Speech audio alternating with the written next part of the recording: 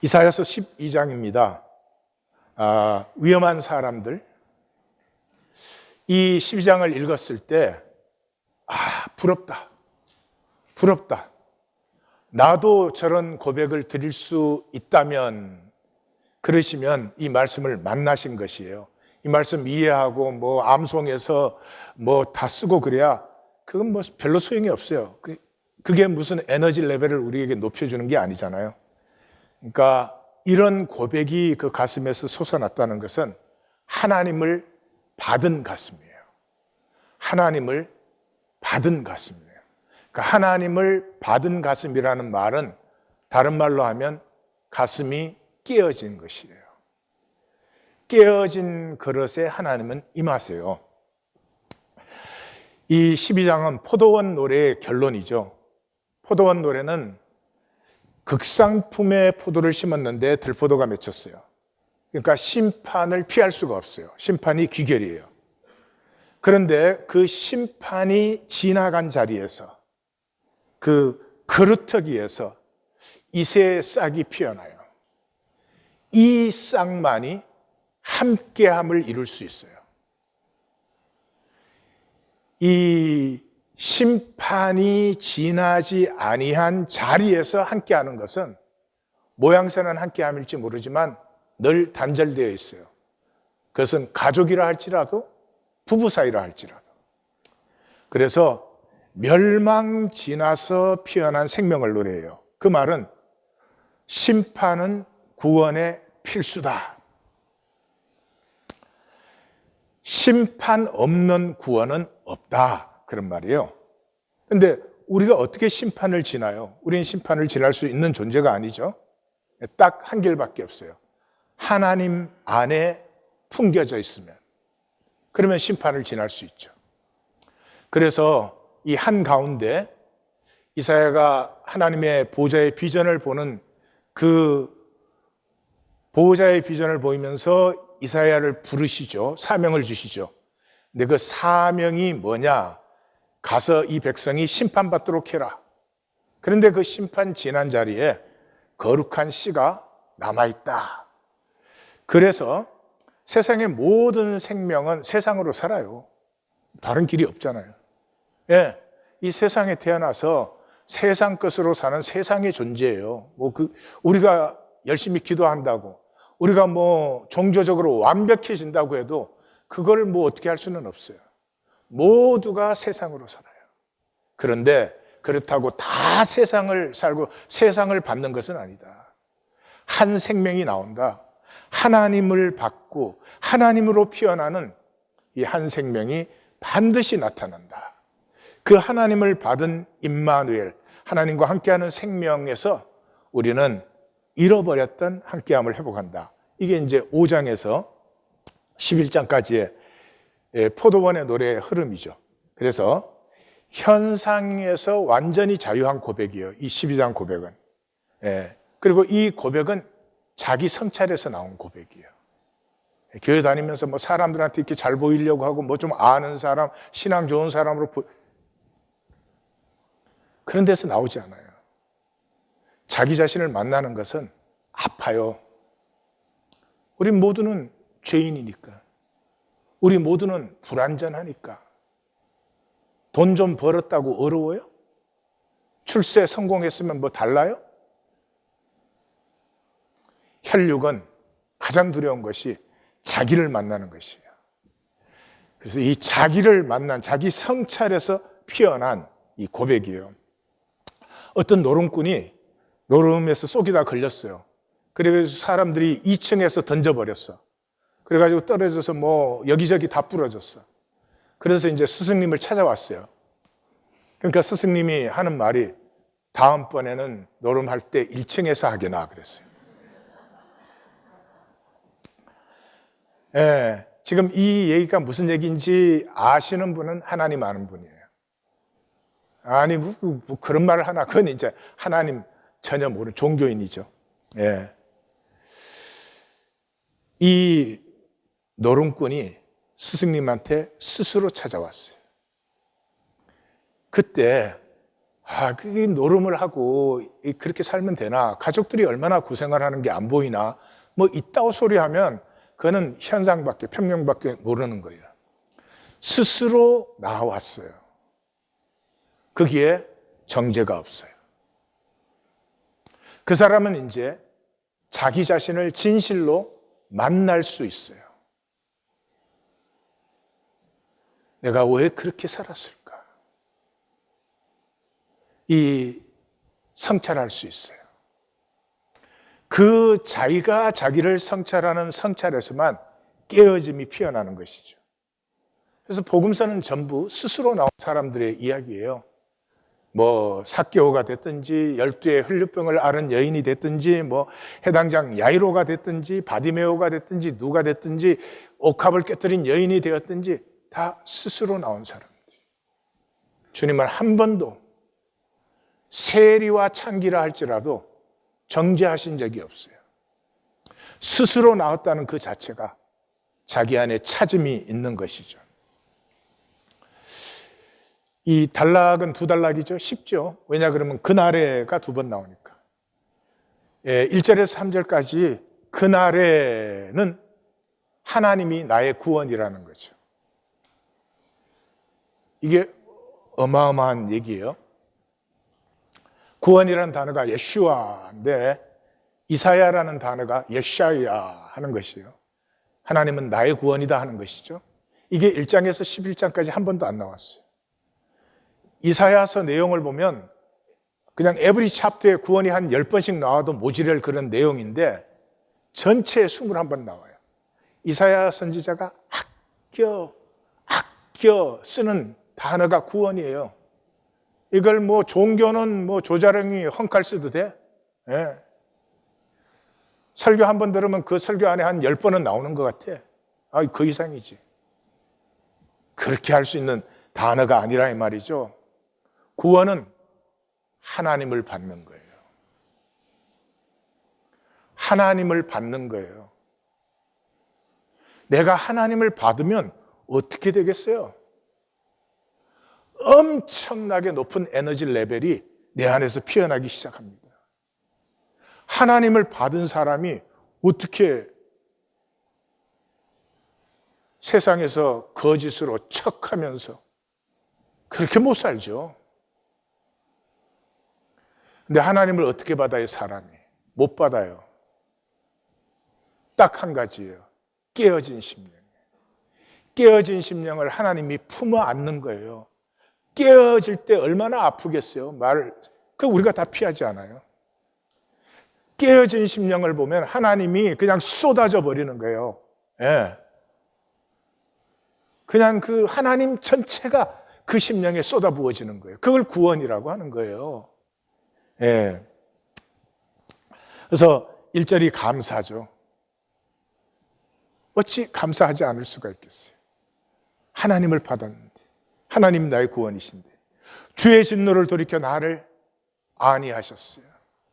나는 멸망이 귀결인 존재예요. 근데 하나님이 나를 품어 안으시고 나를 안위하게 하셨어요. 그래서 내가 신뢰하고 두려움이 없어요. I will trust, I will not fear. 이게 구약 신앙의 2대 기둥 아니에요? 하나님 믿어라, 두려워하지 말라. 내가 하나님을 믿고 두려움이 없다는 것은 내 삶의 가치가 죽음보다 높은 가치가 되었어요. 이 현상 세계는 죽음보다 높은 가치 없죠. 강도가 들어와서 돈 내놔. 그리고 죽일라 그러면 안 내놓을 사람 있어요? 어떤 가치도 현상 가치는 죽음보다 높을 수가 없어요. 근데 죽음보다 높은 가치가 하나님을 받은 것입니다. 이건 세상이 감당할 수 없는 에너지 레벨이 된 것이죠. 죽음도 지나죠, 결국. 그래서 그 삶은 기쁨이 되어요, 기쁨. 구원의 우물에서 물을 기르리라. 구원의 우물이 어디에 있을까요? 우리 안에 있는 하나님의 형상이죠. 여기서 솟아나기 시작하면 예수님이 나를 믿는 자는 배에서 생수에 생명이 솟아나기 시작해. 생명은 무한 영원하잖아요. 생명이 어떻게 제한이 있어요? 이 밖의 것으로 무저경 채우는 말도 안 되는 욕심. 좋은 건 다 가지고 싶고 난 좋은 말만 듣고 싶고 뭐 하여튼 이 턱도 없는 무저경을 바깥의 것으로 채우려고 하니 그 삶의 수고와 헛됨이 말로 다 알 수 없죠. 그런데 하나님을 받으면서부터 생수의 강이 배에서 생명이 하나님께 접붙었으니까 하나님으로부터 솟아나는 삶을 누리는 것이죠. 1절에서 3절은 주제가 하나님에 대한 고백이에요. 하나님, 그 하나님이 심판에서 나의 구원이 되셨다. 이건 다른 말로 하면은 죽음이 종착역인 열차를 타고 있어요. 그럼 다들 정신이 없지. 죽음을 향해서 가고 있는데 그런데 이 하나님을 받은 사람, 이 죽음이 종착역인 열차를 타고 가요. 역사의 결과도 파멸이에요. 멸망이에요. 역사 마지막에 완성되는 것 같으세요? 멸망이에요. 내 생애도 멸망이에요. 죽음에서 끝나요. 그런데 주님 안에 있기 때문에 죽음이 종착역이 아니에요.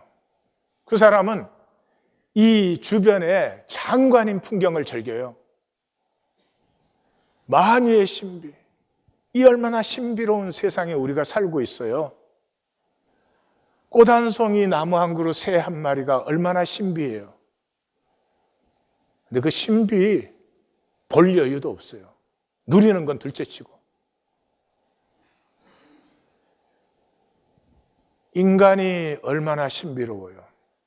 마녀는 놔두고라도. 오늘도 우리 이 찬양과 경배, 우리 찬양 너무 아름답고 새 힘을 주고 정말 어깨가 들썩거리고 소망이 넘치지 않아요? 세상 어떤 존재도 음악은 높고 낮고 길고 짧은 네 가지 음의 조합이에요. 그거밖에 못 들어요. 근데 사람이 들으면 그 음악 속에 세계를 만나죠. 아무리 훌륭한 예술작품도 사람의 다른 존재가 보면 얼룩덜룩한 색깔의 점들과 조합이에요. 근데 사람은 그 속에서 온갖 세계를 만나요. 못 즐겨요, 못 즐겨. 뭐 한다고? 돈 번다고. 돈을 도대체 얼마를 벌어서 얼마를 쌓아놓을 건데 이 만유의 신비를 그거하고 바꾸느냐 이 말이에요. 두 번째 단락 4절에서 6절도 그날에 시작되죠. 여기는 하나님이 하신 일이 주제예요. 아름답고 크신 일. 그래서 감사하라, 찬송하라, cry out and shout.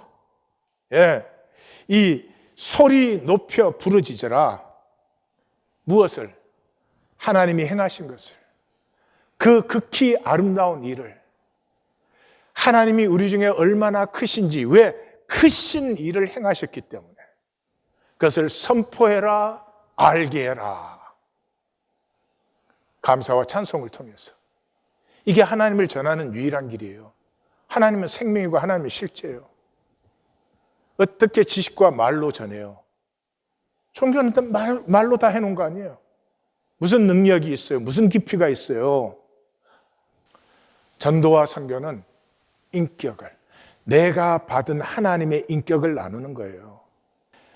키가, 열쇠가 자기 성찰이에요.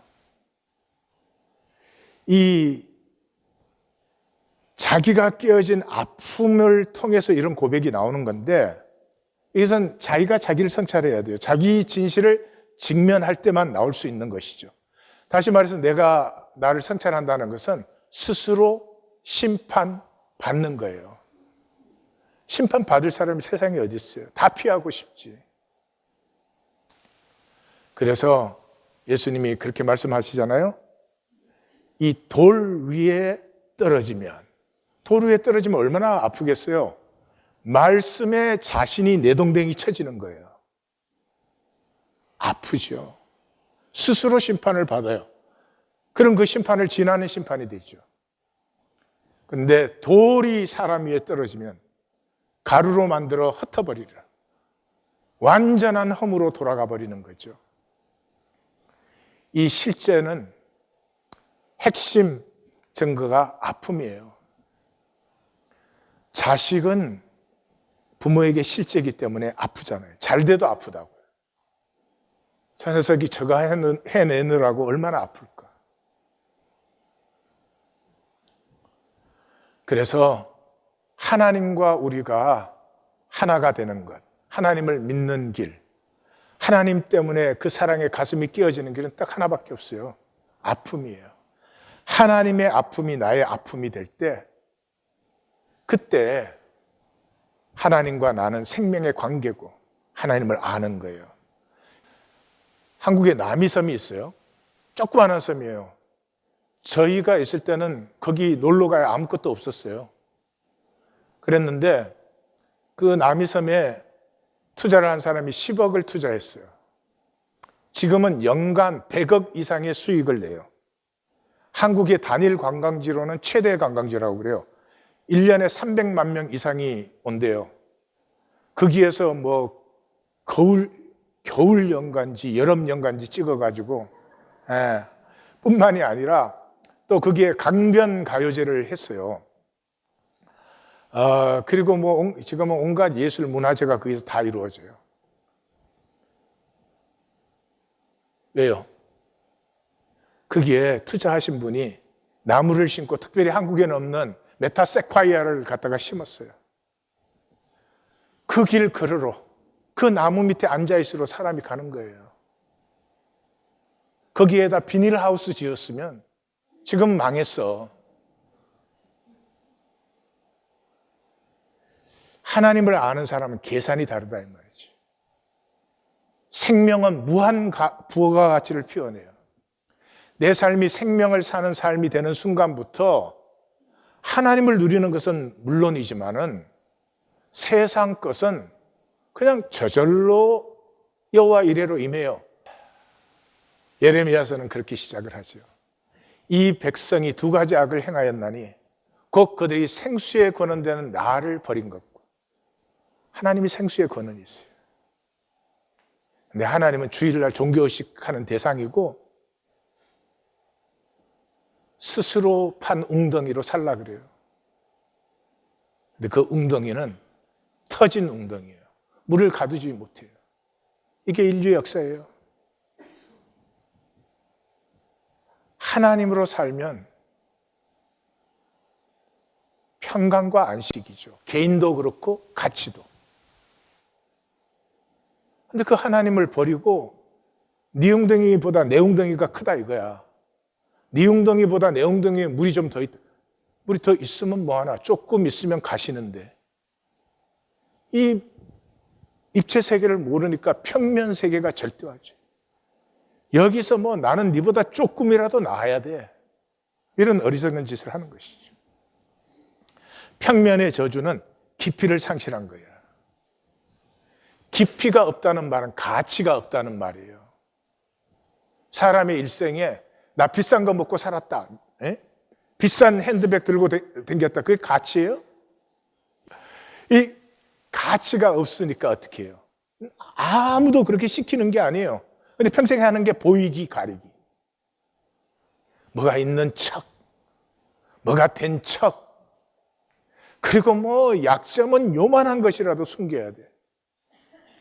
아니, 세상에 사는 게, 이 마귀가 다스리는 세상에 하나님이 우리를 던져 넣은 것은, 우리가 하나님이 없으면 얼마나 죄악되고 불완전하고 엉터리고 거짓이고 가짜고, 그거 만나서 가슴 깨지라고 보낸 건데, 거기서 그냥 뭐 가리기 보이게 하는 정신이 없죠.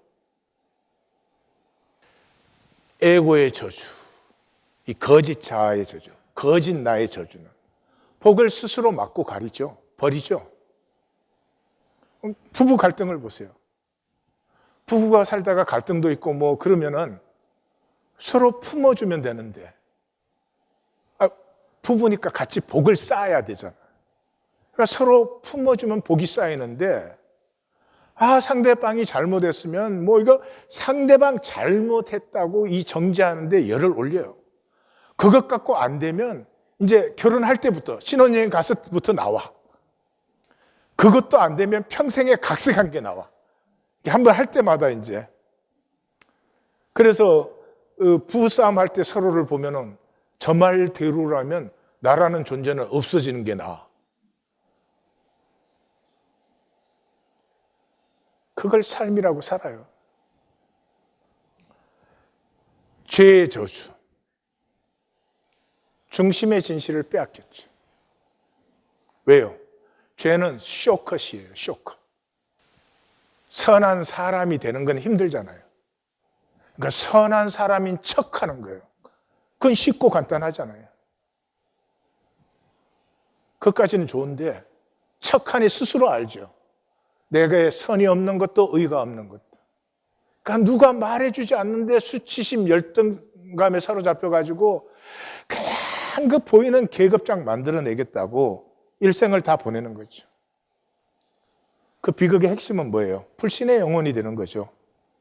자기가 거짓이기 때문에 아무도 못 믿어요. 무엇도 못 믿어요. 그리고 종교인들, 하나님도 사실은 못 믿어요. 하나님 믿으면 어떻게 하나님에게 거짓되어요. 자신이 거짓인 걸 모르고 세상에 믿을 게 뭐 있나 이래요. 실제 복은 실제에서만 생명이 열리고 피어나요. 실제라는 것은 하나님의 아픈 가슴을 느끼는 거예요. 어디에 정죄할 구멍이 있어요, 세상 보고. 어디에 다른 사람 보고 판단할 구멍이 있어요. 아픔이 보여요. 잘못하는 자리마다, 왜곡된 자리마다 거짓된 삶을 보면 그 삶의 아픔이 느껴지죠. 아파서 그런 거죠. 그런데 그 아픔 속에서 뭐를 만나요? 나를 아파하는 하나님의 아픔. 끈질기게 거짓된, 집요하게 가짜로 사는, 죄와 악을 떠나고 싶지만 떠날 수 없는, 천박하고 탐심의 삶을 버리고 싶고 벗고 싶지만 그럴 수 없는, 나를 정죄하시는 것이 아니라 나를 아파하시는 하나님을 만나죠. 그때 모든 것이 달라지는 거예요. 하나님은 우리에게 깨어진 가슴을 만드시는 분이에요. 우리를 새롭게 하시는 게 아니에요. 종교는 자꾸 새롭게 되라고 하는데 새롭게 되시면 안 돼요. 왜요? 하나님이 새롭게 되지 말라고 했잖아요. 이사야 선지자를 불러서 그 부르심을 줄 때 너는 뭐 하려고 보내심을 받느냐? 이 백성의 마음을 둔하게 하며 그들의 귀가 막히고 그들의 눈이 감기게 하라. 염려하건대 그들이 눈으로 보고 귀로 듣고 마음으로 깨달아 다시 돌아와 고침 받을까 하노라.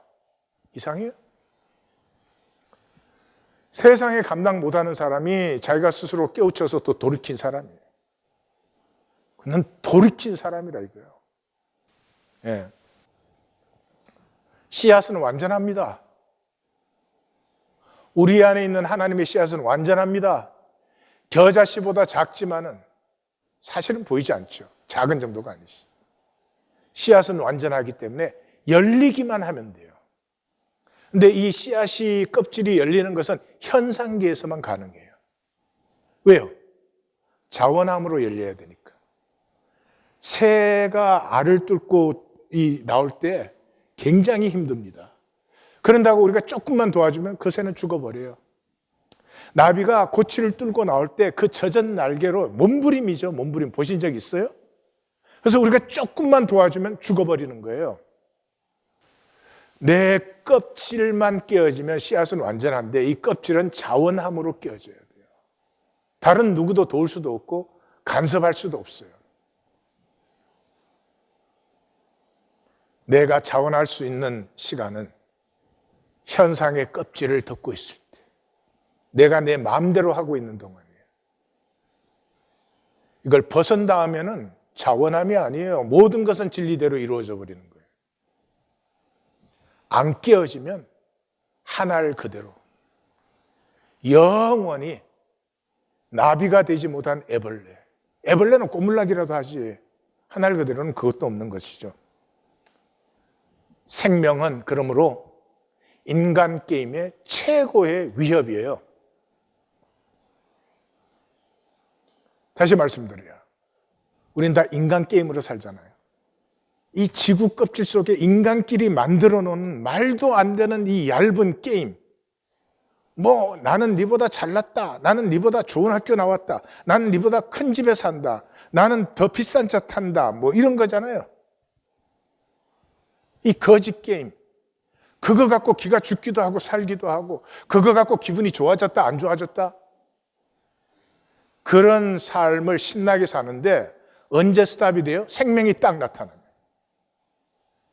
뭐 자식 출세 성공시키려고 몸부림을 다 치죠. 그런데 그 아들이, 그 딸이 지금 병이 걸려서 죽게 되었어요. 그럼 그 게임 계속하세요? 그 자리에서 스탑되어 버리죠. 생존은 생명을 몰라요. 생존은 평면이에요. 생명은 실제이기 때문에 입체예요. 이 입체 속에, 이 뿌리에서는 모든 것이 하나예요. 그러므로 생명의 사람은 함께 아파하죠. 함께 아파. 같이 아파할 때 마귀의 거짓이 무너져 버려요. 이 세상 어떤 것으로도 우리는 이 인간 게임의 거짓에서 절대로 자유하지 못합니다. 그런데 그 아픔에, 그 아픔을 아파하시는 하나님의 아픔에 함께 아파할 때 이 마귀의 거짓은 힘을 잃어버려요. 그래서 십자가예요. 사도 바울이 그러지 않아요? 유대인은 표적을 구하고 헬라인은 지혜를 찾으나 우리는 십자가에 못 박힌 그리스도를 전하니 유대인에게는 꺼리끼는 것이요 이방인에게는 미련한 것이. 세상은 절대로 몰라요. 하나님의 아픔이 나타나고 그 하나님의 아픔을 아픔으로 만날 때 생명의 접붙음이 일어나요. 다른 길은 없어요. 그래서 오직 부르심을 받은 자들에게는 유대인이든지 헬라인이든지 그리스도가 하나님의 능력이고 그리스도가 하나님의 지혜예요. 이 이사야 12장의 고백은 예배자의 고백이에요. 예배자의 고백이에요. 예배자는 insurgent, 레벨, 반역자들이에요. 레지스탕트예요. 이 구원의 감격으로 살기 때문에 세상이 종노릇을 못 시켜요. 세상이 고분고분하게 만들 수 없다 이 말이죠. 예? 세상 시키는 대로 척이나 하면서 뭐 가진 척 하면서 뭐 된 척이 있는 척 하면서 그렇게 해야 종노릇을 시키는데 이 가슴에 생수로 솟아나는 구원의 감격으로 사는 사람을 어떻게 그렇게 만들겠어요? 그래서 현생 세상에 대하여 거부하고 저항해요. 세상 어떻게 살아요? 첫 번째가 내가 나를 마취시켜요. 아픔은 싫잖아요.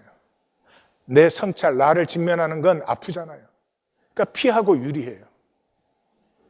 그러고는 뭐라고요?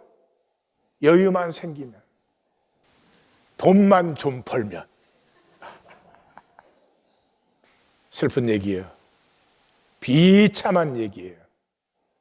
얼마나 자기가 못났으면 돈 가지고 자기를 제시하려고 해요. 돈이 있든 없든 내가 나로 떳떳한 것이 중요한 것이죠. 이 삶의 거짓이. 예? 삶의 거짓. 진실을 그대로는 아프니까 마취시켜 놓고 내가 성공만 하면. 두 번째는 억눌러 버려요. 무튼네스. 내가 나를 허용하지 않아요. 어릴 때로부터 용납된 나, 승인된 나, 말도 용납되고 승인되고 허락되고 예상되고 안전한 말을 해야지 칭찬받잖아요. 그러니까 그런 나만 살아왔어요. 자신이 거짓, 삶이 거짓, 자신이 거짓. 그런데 종교인은 여기 이제 삼위일체를 잃어버려요. 가장 불쌍한 영혼이 종교에 길들여진 자예요. 이게 시키는 대로 해야 되고 규정된 대로 잘 맞춰져야 칭찬받는 게 대표적인 게 종교 아니에요? 그것이 하나님의 섭리예요. 그 자리에서 아픔을 느끼는 거예요. 그것에 끼워 맞춰줘서 칭찬을 들으려고 하는, 인정을 받으려고 하는 나 자신의 갈등이 어찌 없을 수 있어요. 이 삶에서 하나님을 만난 사람, 하나님을 만났고 그 하나님을 아는, 가슴을 아는 뿌리가 있는 사람, 이게 예배자예요. 왜 하나님을 알고 하나님의 가슴을 안다는 말은 지고 싶어 하시는 하나님. 하나님은 지고 싶어 해요. 이 창룡이가 어릴 때, 이 막내니까 뭐든지 다 해주고 싶어요. 근데 뭐 이제 하고 싶은 게 와서 나한테 물어. 아빠 여기 해도 되느냐고. 그러면 이제 그게 해서 좋은 게 아니니까 아유 그건 안 하는 게 좋겠다 그러죠. 그럼 얘는 딱 한 번 애석해서 아빠가 노하면 더 안 물어. 한 번만 더 물어주면 내가 해라 그럴 텐데 그 한 번 더 안 물어주는 창룡이 가슴이 얼마나 서운한지. 지고 싶어하는 아버지. 약복강가에서 야곱에게 지시잖아요. 하나님을 이긴 자가 되잖아요. 근데 왜 하나님이 지고 싶어요? 창룡이가 거절당한 가슴이 아프니까. 그래서 다시 안 물으면 내가 다른 핑계를 해서 꼭 해주지. 마찬가지예요. 우리 가슴이 아플 때 하나님 존재 전체가 쏟아부어져요, 우리에게. 근데 안 아프려고 딱 막고 가리고 피하고 유리하고 그걸 몇십 년을 단 한 번도 그런 우리를 단 한 번도 정죄하지 않잖아요. 스스로 나올 때까지를 탕자를 기다리시는 아버지. 오늘도 기다리고 계세요. 사도 바울이 고백하지 않아요? 7장 들어서자마자 한마디로 내가 원하는 삶은 살지 않고 원치 않는 삶을 사는, 이거 우리 진실 아니에요? 우리 선하기를 원하고 하나님에게 진실되기를 원하고 삶을 나누고 희생하고 그걸 원하지 누가 인색하고 째째하고 그러기를 원해요. 그러면서 내리는 결론이 뭐예요? 내 지체 속에 한 다른 법이 있다. 선하게 살고 싶은 내 마음과 다른 법이 있다. 그 다른 법이 뭐냐? 죄의 법이다. 그것이 나를 사로잡아서 내가 그것의 종노릇을 하고 있다. 오호라 나는 공고한 사람이로다. 이 사망의 몸에서 누가 나를 건져내리야. 이게 복이에요. 이것은 통렬한 성찰이에요. 평생을 통해서 피하는 것이에요. 내가 얼마나 거짓되고 거꾸로고 째째하고 가치 없는 삶을 살았는지를 스스로 만나는 것이죠. 이 용기가 언제요? 주님을 만났을 때. 그래서 아브라함을 보십시오. 얼마나 용기가 있는지. 그 장막 앞에 세 사람이 찾아왔죠. 잘 대접했습니다. 대접한 후에 두 사람은 소돔과 고모라를 심판하기 위해서 떠나고 하나님은 남아 계셨어요. 아니, 남아 계신 게 아니고 아브라함이 하나님 앞에 서 있기 때문에 하나님이 떠나지를 못했어요. 그러니까 하나님 가까이 나가서 하나님에게 질문했어요. 의인과 악인을 함께 멸하는 사람을 주라고 할 수 있습니까? 그리고 만약에 악인과 의인을 함께 죽인다면은 그분은 주님이 될 수는 없죠. 그것은 부당한 일입니다. 우리 번역은 굉장히 점잖게 해놔서 그런데 거기 원어 그대로 하면은 The judge of the world, do right. 우리는 이제 번역을 위해서 shall not 넣었어요. 근데 shall not 안 넣었으면 더 좋을 뻔했어요. 당신이 주님이십니까? Do right. 죄인이 100만 명이 있어도 그 가운데 의인 1명 있으면 같이 죽이면 하나님은 주님이 될 수 없습니다. 이것이 생명의 용기예요. 그저 나와서 복이나 달라고 싹싹싹 빌어대는 그런 생명을 하나님이 창조하신 적이 없어요. 그 자리에서 어떻게 생명의 복과 생명의 영광이 피어날 수가 있어요. 하나님을 알지 못하는 평면의 삶은 깊이에서 피어나는 생명통을 몰라요. 평면의 삶은 생존 기술이에요. 어떻게 하면 니보다 돈 더 잘 버느냐 뭐 이런 거예요. 삶이 해결 과제예요. 항상 문제 해결이에요. 해결하면 뭐예요? 해결하면 또 문제가 생겨. 그러니까 그 문제 붙들고 있어 그냥. 그 문제 속에서 하나님을 만나라고. 문제 바꿔봐야 고생만 하는 거예요. 옆에 한번 물어봐요. 또 바꿀래? 그 인생 전체가 승패의 문제야. 니보다 내가 잘났냐 못났냐. 그 중심에 돌아가는 게 계산밖에 없어요. 이 참 불행해요. 계산은 머리로 하는 거잖아요. 필요한 것이지만 머리만 돌아가면 어떻게 되는 거죠? 돌아요, 돌아. 가슴이 열려야 돼요.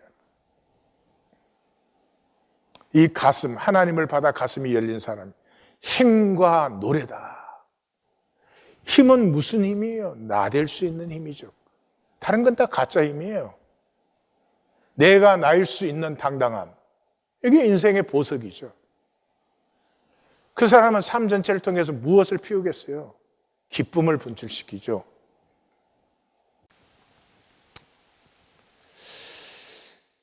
자기 소외가 끝납니다. 우리의 일생이 내가 나를 소외시키는 거예요. 네. 내 중심의 진실은 그것이지만 그렇게 못 산다는 거, 그렇게 살면 손해본다는 거예요. 아니 뭘 손해볼까? 이익을 챙겼으면 뭘 챙긴 거예요 도대체?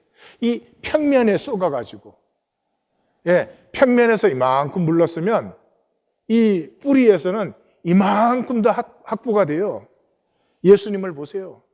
십자가에 죽으시는데 천하의 영광을 다 누리시잖아요. 우리의 평생이 내가 나를 소외시키는 거예요. 그렇게 살 수는 없다는 거예요. 왜? 평면에서는 그렇죠. 가슴이 살아나면서 이 무한 깊이, 실제의 신비가 열리기 시작하죠. 그럴 때 터져나오는 고백이 여호와는 나의 목자시니 내게 부족함이 없으리로다 하는 거예요. 이거 배워가지고 백날 말하면 무슨 소용이 있어요? 이게 내 가슴의 고백인 사람은 이게 은과 금과 바꿀 수가 없는 것이죠.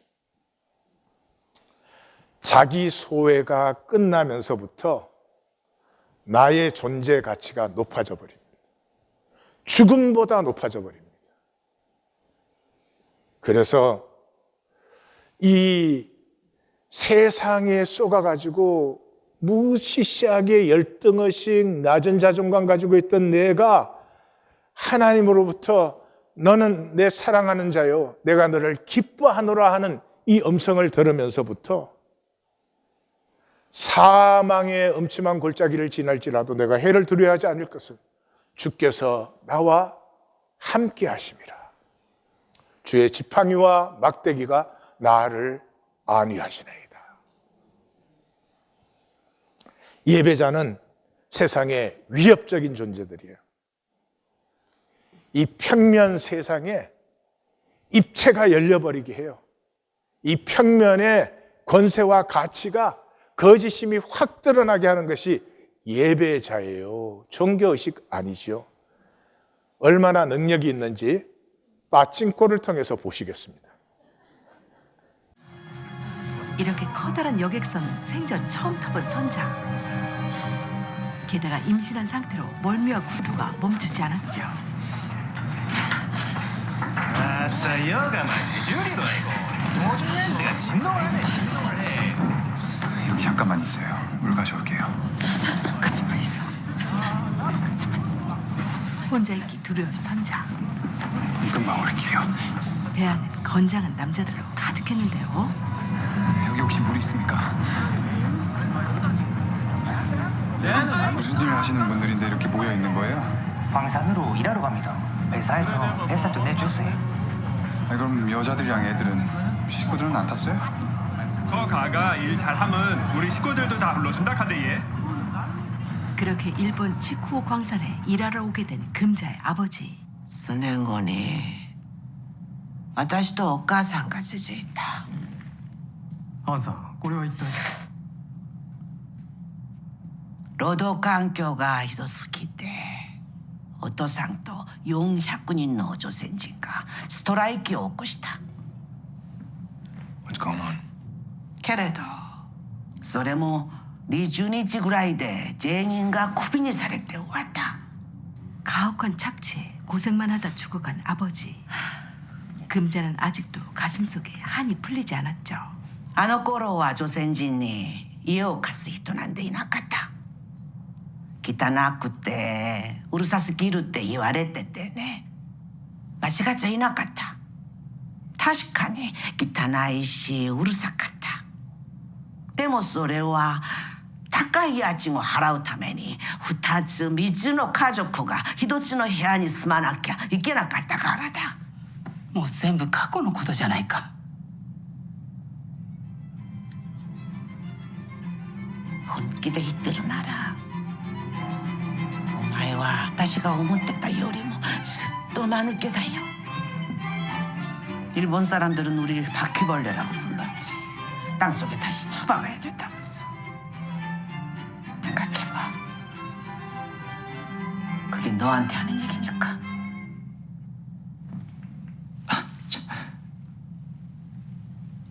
할머니.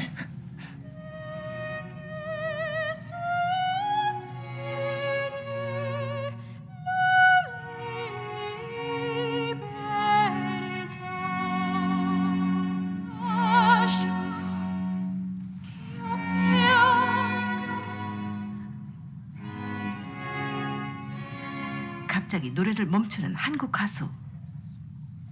그런데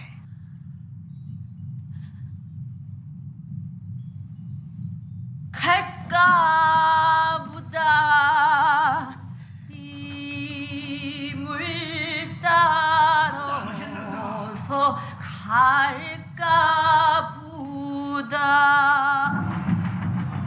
선상 아래쪽 끝까지 선명하게 울려 퍼지는 우리의 노래였죠. 네 할머니가 저 희죽대는 면상들 쳐다보며 여기 앉아 계시는데 몸속에 한 맺힌 피가 그 핏방울 하나하나가 이걸 못하게 막는다 하면 뭐라 말씀드릴 거야. 그래도 사인하라고 하겠니? 하지 마세요.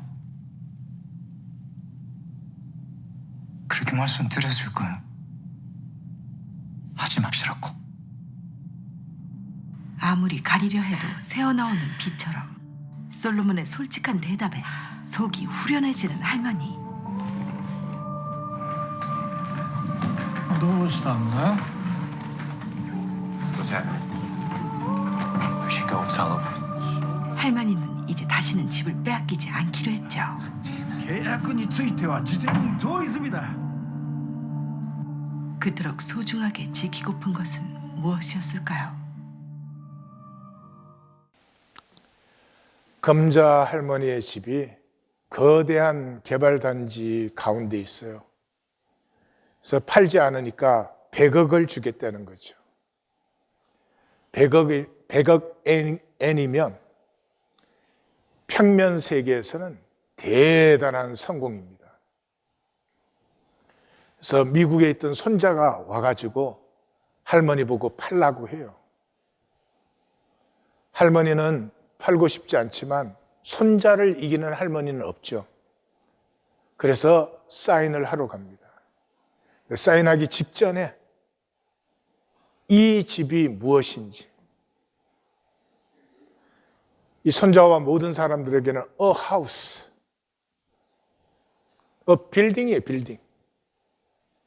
근데 그 속에는 이 강제로 일본에 끌려와서 모진 학대와 멸시와 천대, 억압받고 그 속에서 가족을 지켜야 되는 것 때문에 그 삶의 아픔들을 몸뚱아리로 다 받아내면서 이 보금자리 하나를 만들어서 지켜온 생애가 그게 들어있죠. 그때 손자가 뿌리를 만나죠. 손자에게 이 집은 평면이었어요. 근데 집 속에 들어있는 실제를, 뿌리를 만나죠. 일본 위정자의 놀이개가 돼야 되는 한국 가수가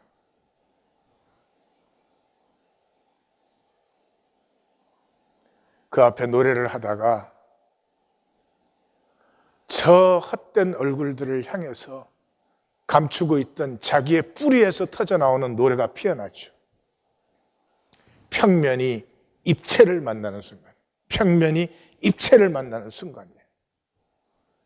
그때 선자의 멀미가 멈추고 끌려가던 광부들은 기상이 살아나기 시작합니다. 인간의 뿌리도 이럴진데 우리의 뿌리는 십자가입니다. 한번 상상해 보십시오. 우리가 십자가를 만나면 어떤 감격과 기쁨이 열릴 것인지, 십자가를 만나면 그 나는 과연 누가 되는 것인지, 너는 내 사랑하는 자여 내가 너를 기뻐하노라.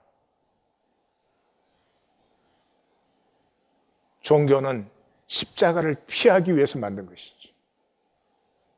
손해볼 수 없고 희생할 수 없어서 주여 주여 하면서 여전히 세상과 거짓을 사는, 하나님은 우리 보고 믿으라고 하지 않습니다. 헌신하라고도 하지 않습니다. 심지어 깨어지라고 하지 않습니다. 십자가를 만나라. 하나님의 아픈 가슴을 만나라. 그러면 생명이 열리는 것이죠. 이 영화를 보고 저걸 보고 또 야, 저 쪽발이들. 우리는 저 쪽발이들한테 갚아줘야 돼, 이겨야 돼 이러면 그거는 평면의 사람이에요. 성경 말씀을 가졌다는 것은 저것을 보면서 그 당시에 한국인의 아픔도 느끼지만, 한국인의 아픔을 아파하신 하나님의 가슴도 느끼지만은, 그것이 힘인 줄 알고 그것이 잘 사는 것인 줄 알고 저렇게 무지막지한 일을 행한 일본인을 아파하는 하나님의 가슴도 만나는 거예요. 그래서 당신들은 우리에게 아픔을 주었지만 당신들 몰라서 그랬지. 우리는 사랑으로 돌려드립니다. 이것이 말씀을 하는 사람, 실제계를 아는 사람이에요. 이 모든 것에 딱 한 가지, 간교한 마귀의 기제가 있어요. 그게 설마예요. 우리는 십자가 피하고 싶잖아요. 아픔은 내가 피하고 유리하고 싶잖아요. 그래서 우리 무의식 깊이에 실제를 피하고 유리하도록 마귀가 심겨놓은 것이 설마예요, 설마. 설마 하나님이 다 멸망시키겠나? 이건 현상을 실제하신 거죠. 지금 여기 이것은 현상입니다. 현상은 실제가 아니에요. 물거품 같은 것이에요. 시간 지나면 툭 터져 없어지는 것이에요. 이건 실제가 아니에요. 스스로 점검하세요. 내 삶에서, 내 자신에서 현상을 다 벗겨버린 다음에 남는 것은 무엇인가? 무엇이 있으세요? 두 번째는 거짓이에요. 다 그렇게 사는데 이것은 거짓의 절대화예요. 99.99%가 그렇게 살아요. 그런데 남은 자들이 있어요. 나는 성도님들이 남은 자의 길을 택하기를 원합니다. 결코 다 그렇게 살더라 하는 자신과 사실은 아무 상관없는 그런 거짓 논리를 내세우지 마십시오. 세 번째는 다 안다. 다 십자가, 하나님의 사랑 다 알아. 다 머리로 스쳐 지나가게 해요. 한 번도 내 삶에, 한 번도 내 가슴에 부딪히게 하지는 않아요. 에고의 우위하. 나는 이렇게까지 아는 사람이야. 나는 이것까지 이해하는 사람이야. 그래봐야 다르지 않아요. 뭐가 달라요? 똑같은 삶. 낮은 자존감과 수치심과 열등의식. 이 모든 설마는 딱 한 가지 때문이에요. 하나님을 모르기 때문이에요. 종교는 하나님을 안다고 생각해요. 하나님에 대해서 배운 것을 가지고 자기 생각한 것을 가지고. 그러니까 모르는 게 차라리 나아요. 종교적으로 하나님을 아는 것은 차라리 모르는 게 나아요. 그래서 이사야 66장의 이 긴 책이 딱 한 절에 걸려 있는 거예요. 소는 그 임자를 알고 나귀는 그 주인의 구유를 알건만은 온 세계 만물이 하나님과 하나님의 나라를 알아요. 하나님과 하나님의 나라를 알아요. 그런데 이스라엘은 알지 못하고 나의 백성은 깨닫지 못. 이 종교인은 하나님을 모르고 모른다는 것을 깨닫지도 않아요. 깨달으면 아프게 되니까.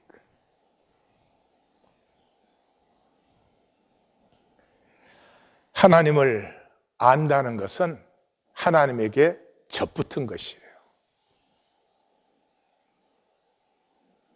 하나님에 대해서 말하면서 안다고 하지 마세요.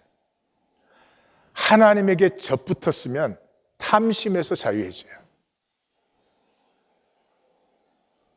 무언가를 확보해야 된다는 강박관념에 뭘 확보해요? 아니, 뭐를 확보해요? 확보하면 확보되는 거예요? 이 허상과 거짓에서 자유해질 때부터 나의 숭고함이 피어나요. 내가 현상적인 이런저런 것들 계급장으로 그렇게 가치를 만들 수 있는 시시한 존재가 아닌 나의 나된 것은 온 우주 영원에 나 하나밖에 없어요. uniqueness. 이것이 진정한 가치. 고난주간을 마치고 이 부활주일에 하나님은 이 교회를 이 지경으로 들어가게 하셨고 침노하게 하셨습니다. 원합니다. 한 영혼도 남김없이 이 지경으로 들어가기를 원합니다. 우리 중에 누구도 이때까지 하던 거짓의 종교생활로 계속해서 사람에게는 보이지만은 하나님께는 거짓된 단절된 종교생활이 없기를 원합니다. 기도하십시다.